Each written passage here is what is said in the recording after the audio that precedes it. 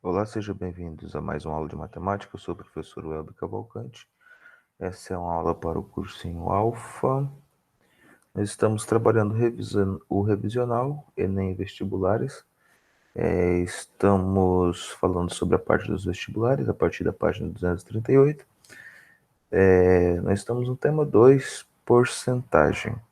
Então, eu quero fazer aqui um resumo sobre porcentagem, depois nós já vamos para as resoluções, ok? Pegue sua matéria de anotação, pegue sua apostila e vamos estudar mais um pouquinho, fazer algumas resoluções e comentar um pouco sobre o que é percentual. Primeira ideia geral, 5% de 40. É 5 de 100 relacionado a 40, ou seja, de cada 100 você tem 5, certo? Então é só multiplicar por 5 40 e dividir para 100. Então 5 vezes 40 dividido para 100, exatamente 2.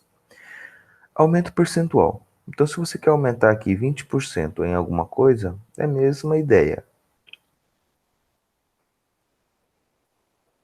Aumentar 20% é exatamente você fazer o quê? Multiplicar por 120 e dividir para 100. Ou seja, multiplicar por 1,2. Tá? Então você aumenta 20% multiplicando por 1,2. Se você simplificar aqui, ó, 120 por 100 vai dar 1,2. Então 1,2 vezes 50. Se você quiser dar um desconto, a ideia é a mesma, tá? A ideia é a mesma. Desconto, exemplo, desconto de 10%. 10%, ou seja, 100 menos 10 dá 90. Então o desconto de 10% seria multiplicar por 0,9, ou seja, 90 sobre 100. Tá? Então 0,9 multiplicado por qualquer valor, você está dando um desconto. E se os aumentos, professor, forem sucessivos? Então você vai multiplicar, ó. Se é 20%, 20%, 20%, então vai ser 1,20, 1,20, 1,20 vezes o valor de 50, tá certo? E o desconto é a mesma coisa. Se for dois descontos de 90, de 10% em sequência, então você vai ter 90%, 0,9 vezes 0,9 vezes o valor que você está querendo encontrar, tá bom? Então, tanto para aumentos sucessivos quanto para descontos sucessivos, você tem a base 100. Aumento sucessivo é acima de 100, desconto sucessivo é abaixo de 100. Então, se você quer aumentar 20%, é só você multiplicar algo por 1,20. Se você quer diminuir 10%, é só multiplicar algo por 0,9. Tá bom? Vamos ao nosso primeiro exercício, exercício 1, NESP SP. Um dia de aula faltaram 3 alunas e 2 alunos, porque os 5 estavam gripados. Então, esses 5 alunos estavam gripados. Dos alunos e alunas que foram à aula, 2 meninos e uma menina também estavam gripados. Dentre os meninos presentes na aula, a porcentagem dos que estavam gripados era 8. Então, ó, se tinha 2 meninos, esses 2 meninos era 8% da sala, certo? E a porcentagem de que estavam gripados era 5. Ou seja, as meninas, só tinha uma menina gripada, então é 5% essa menina. Nos dias em que a turma está completa, a porcentagem de meninos dessa turma é quanto? Então a gente vai ter que calcular toda a quantidade de meninos e meninas para a gente encontrar qual é o total de meninos em relação a meninas. Então, a primeira coisa, se os dois meninos é 8%, para me encontrar 100%, então basta eu fazer uma multiplicação cruzada, né? 2 vezes 100 e x vezes 8. Então, x vai ser igual a 25, tá certo? Então, tem ao todo 25 meninos presentes, mais 2 que faltaram, ou seja, tem 27 meninos ao todo. E também das meninas, nós temos uma menina gripada, que é 5%, então uma menina gripada, uma, em relação a 5%, y é 100. Então, é só multiplicar cruzado novamente, então vai ficar 1 vezes 100, 5 vezes y, passo dividindo, tem 20 alunas, tá certo? Assim, se faltaram 3, então ao todo na sala eu tenho 23 alunos. 23 com 27 meninos, ou seja, 23 meninas com 27 meninos, dá um total de 50 alunos. Aí é só dividir o número de meninos pelo 50. Então, ó, dividindo 27 por 50, eu tenho 0,54, ou seja, eu tenho 54%. Questão de número 2. Os preços que aparecem no cardápio de um restaurante já incluem um acréscimo de 10%, referente ao total de impostos. Na conta, o valor a ser pago contém um acréscimo de 10% relativo aos serviços de gorjeta. Se o valor total da conta for R$ o cliente estará desembolsando pelo custo original da refeição em reais a quantia de. Então aqui nós temos um acréscimo sucessivo, ou seja, nós vamos ter um acréscimo de 10% referente aos impostos e outros 10% de gorjeta, tá certo? Então, se existe um custo original da refeição, eu vou acrescentar 10% e outros 10%, ou seja, eu vou multiplicar por 1,1 vezes 1,1. Lembra lá sempre que o professor foi disse para você.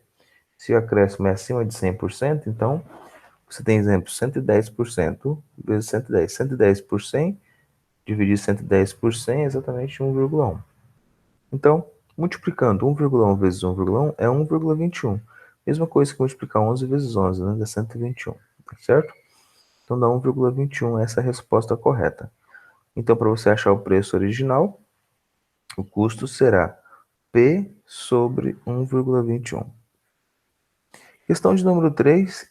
Se em 15 anos o salário mínimo teve um aumento nominal de 300%, e a inflação foi de 100%, é correto afirmar que o aumento real do salário mínimo nesse período foi de... Então vamos encontrar qual que é esse aumento real do salário mínimo. Primeira coisa, então nós temos o salário mínimo sendo o valor de 300%, ou seja, isso foi que aumentou, e a inflação 100%.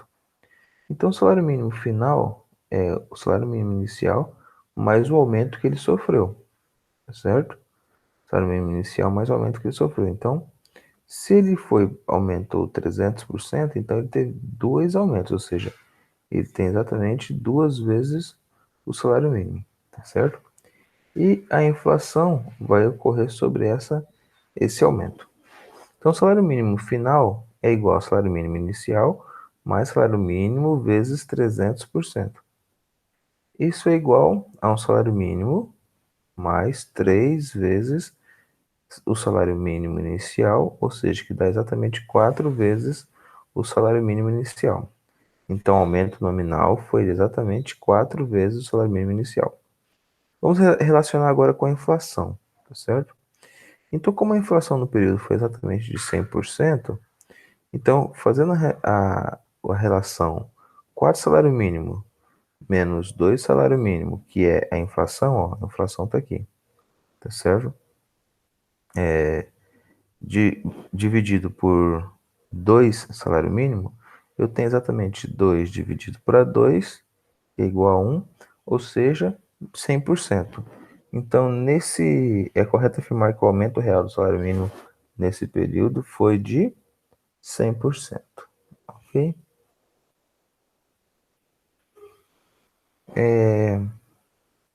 Uma pesquisa realizada pela Sociedade Brasileira de Cardiologia constatou que os níveis elevados de colesterol atingem cerca de 4 em cada 10 brasileiros adultos. Isso corresponde a cerca de 60 milhões de pessoas. O estudo ainda revelou que aproximadamente 11% dessas pessoas adultas nunca fez exame de colesterol. A partir dos dados dessa notícia, é possível concluir que o número de brasileiros adultos que nunca fizeram exame de colesterol é aproximadamente. Então vamos fazer primeiro o cálculo em relação a quantos milhões de brasileiros temos, né, para essa pesquisa. Então a primeira coisa que nós temos aqui é o quê? Ele diz que 4 em cada 10 brasileiros sofrem com isso. Então nós temos um total de 4 em cada 10, nós temos 60 milhões. Então fazendo aqui a multiplicação, 10 vezes 60 vai dar 600. E passando o 4 dividindo, nós temos que ter, ou seja, o total de pessoas com colesterol é exatamente 150 milhões. Desses total, 11% da população nunca fez exame.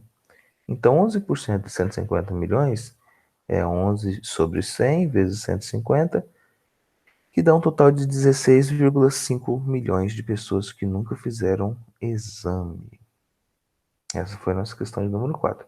Observe que é exatamente aquilo que nós estamos falando. Regra de 3 simples, tá certo? Exatamente o que nós estamos falando anteriormente ali. Questão de número 5. Os juros e as taxas de financiamento imobiliários explodem a dívida real. Os financiamentos imobiliários surpreendem clientes ao longo do tempo. Os juros e as taxas de correção monetária de empréstimos fazem com que os valores das suas dívidas reais sejam bem mais altos do que o esperado. Esse aumento é expresso pela metáfora contida no verbo explodir. Considere que após o pagamento de 24 parcelas mensais de R$ 1.000, mais juros, as taxas estabelecidas pelo banco, um cliente esperava que a sua dívida real fosse reduzida em 24 mil, porém a redução foi apenas 16 mil. Em relação ao 24 mil e o valor de 16 mil, representa o percentual que está mais próximo de. Vamos fazer esse cálculo dessas duas relações, ou seja, 16 mil para 24 mil. Então, 16 mil sobre 24 mil, vou encontrar em percentual, tá certo? Então, multiplicado por 100, a gente vai ter o quê? A gente vai ter 200 sobre 3. 200 sobre 3 é exatamente 66%. 66,6%. Se você não tivesse colocado 100 ali, você encontraria 2 sobre 3. E 2 sobre 3 é 0,666, que é só multiplicar por 100, que também daria 66,6%. Então, obrigado e até mais, até a próxima aula. Vamos continuar no nosso próximo tema, viu? Espero que você esteja curtindo. Comente aqui.